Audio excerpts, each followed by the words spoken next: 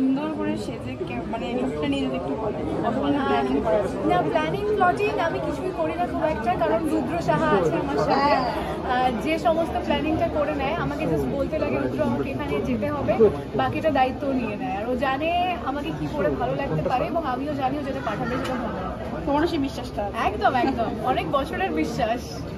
অনেকদিন পর তোমাকে আবার কলকাতায় পেলাম আমরা, মানে এটা আমাদের লাক বলা যায়।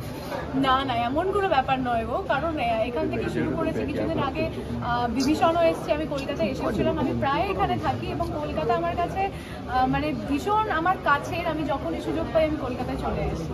প্রজেক্টটা নিয়ে কি বলবে? একদম অন্যরকম, মানে একটা আনসাম্বল কাস্ট এবং গল্পটা সেরকম।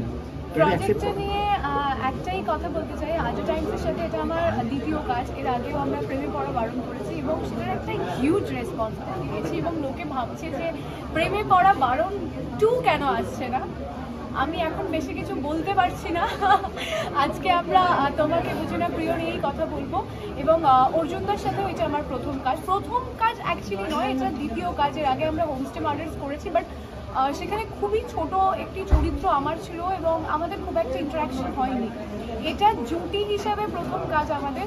তো কাজের অভিজ্ঞতা ভীষণই ভালো, কাজ করে খুব ভালো লেগেছে এবং আমি জানি না হয়তো আমার বলা উচিত নয়, কিন্তু নিজে যখন কাজটা করেছি আমার দেখতে খুব মিষ্টি লাগছে আমাদের দুজনকে একসাথে। তো দর্শকেরাও যতটা কানেক্ট করতে পারবেন, যতটা ভালোবাসা দেবেন, আমাদের কাছে এটা আশীর্বাদের মতো। তোমাকে বুঝি না প্রিয়, এই যে নামটা শুনলে প্রথমবার ভালো লেগেছে। তোমাকে বুঝি না প্রিয় এই নামটা এমন একটা নাম যেটা বললে আমরা একটা গান কানেক্ট করে থাকি এবং সেটার নামে যখন আমি একটি কাজ করছি, তোমাকে বুঝি না প্রিয়, বাংলার এটা যারা বাঙালি তারাই অনুভব করতে পারে। তোমাকে বুঝি না প্রিয়, অনেকের আমাদের কমপ্লেন থাকে যে তুমি তো আমাকে বোঝোই না। তো সেই জায়গা থেকে নামটা কোথাও জাস্টিফাইড। এই পুরো সিরিজটা দেখলে সবাই বুঝতে পারবে যে এটার নাম কেন তোমাকে বুঝি না। এটা কি সম্পূর্ণ সম্পর্কে ভাঙাগোড়ার একটা খেলা দেখতে পাবো? কারণ আমরা একটা টুইস্ট অ্যান্ড টার্নস হিসেবে দেখতে পাচ্ছি অ্যারেস্টের ব্যাপার রয়েছে, পুলিশ সম্পর্কের ভাঙাগোড়া নিয়েই গল্পটা এবং প্রত্যেকটা সম্পর্কে শুধুই ভালো দিক থাকে এমন তো বিষয়টা নয়।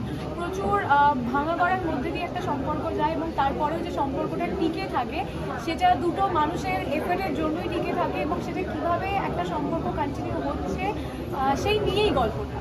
আর নতুন কি কাজ আসছে? নতুন খুব ভালো ভালো কাজ আসছে। কিছু শেয়ার করা যাবে না? না, হ্যাঁ, এটা একটা বড় প্রশ্ন। না, আসলে বিষয়টা হয়ে গেছে যে এত মানে ওটিটি প্ল্যাটফর্মে কাজ করছি। টেলিভিশন কি বলতো একটা বড় কমিটমেন্ট, যেখানে প্রত্যেকটা দিনের রোজ ঘুম থেকে উঠে আমাকে এটা করতে হবে এবং পরপর প্রত্যেক দিন কাজ করতে হবে। সেটা আমার মনে হয় এই দায়িত্বটা নেওয়ার আগে সব কাজ বন্ধ করে তারপরে এই দায়িত্বটাকে হ্যাঁ বলা উচিত, নাহলে টেলিভিশন কন্টিনিউ করাটা ভীষণ চাপের হয়ে যায়। তো এই মুহূর্তে আমি ভাবছি না, বাট যদি কখনো ভাবতে হয় ডেফিনেটলি আমি তোমাদের সকলকে জানাবো।